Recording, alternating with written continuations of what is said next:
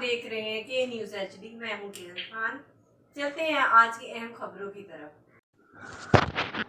خبر شامل کریں گے ساہیوال سے، جہاں سے رپورٹ کر رہے ہیں ہمارے نمائندے شان احمد۔ ٹریفک پولیس ساہیوال کے وارڈنز نے فرض شناسی کی اعلیٰ مثال قائم کر دی۔ گمشدہ بچی کو اپنی تحویل میں لے کر مختلف ذرائع کا استعمال کرتے ہوئے بچی کے والدین کو تلاش کر کے ان کے حوالے کر دیا۔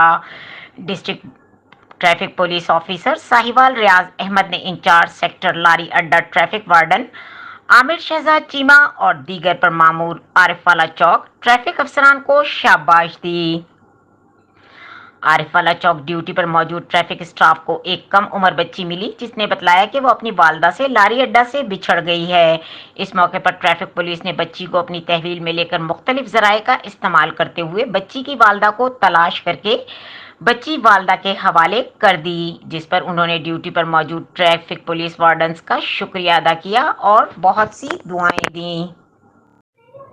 مزید خبروں اور اپڈیٹ کے لیے ہمارے ساتھ رہیے گا، تب تک کے لیے اپنا خیال رکھیے گا۔ اللہ حافظ۔